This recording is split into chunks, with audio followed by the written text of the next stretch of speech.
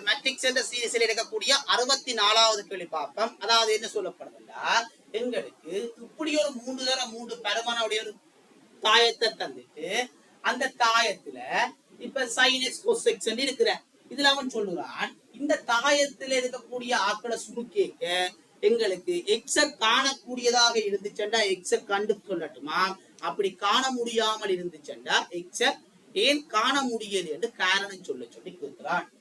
அப்ப என்ன செய்வீங்க, டிட்டர்மினன்ட் சம்பந்தப்படுது. பொதுவாக எந்த ரோ அல்லது எந்த குளம் என்று பார்ப்பீங்க அதிகளவான பூச்சியத்தை கொண்டிருக்கிறது. 2வது குளத்தில் அதிகளவான பூச்சியம் வருத.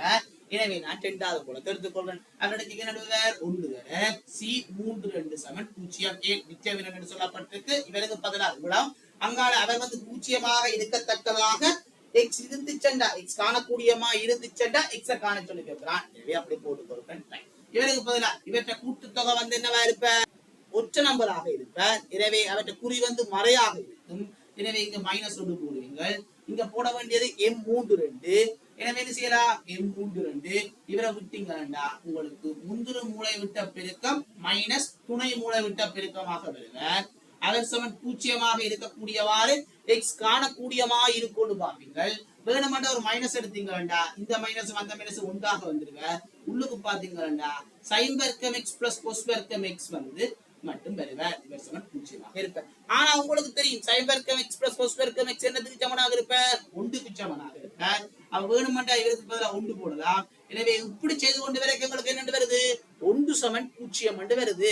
இது உண்மையாக இப்படி இருக்கலுமோ, இப்படி இருக்க முடியாது. எனவே கேட்ட கேள்விக்கு எக்ஸ காண முடியாது. அப்ப ஒரு ஆள் வந்து இப்படி எடுக்கப்பட்டபடியா 2வது குளத்தை எடுக்கப்பட்டபடியா இப்படி வருது. வேறொரு ஆள் வேறமா எடுத்திருந்தா ஏதாவது உண்மைக்கு முரணான ஏதாவது ஒரு சமன்பாடு வந்து அப்படி காண முடியாதுன்னு வருவார். அப்படி காண முடியாது வரைக்கும் நாங்க என்ன செய்வோம், எனவே தரப்பட்ட அந்த வழியால போய் காண முடியாமல் வருது. எனவே எக்ஸ் இந்த காணக்கூடியதாக இருக்க மாட்டுது என்று எழுதி கொண்டோம்டா. சரி, இவர் கேட்கப்பட்ட 64வது கேள்விக்கான விடையாக இருக்க. அடுத்து நாங்கள் 65வது கேள்வி பார்ப்போம்.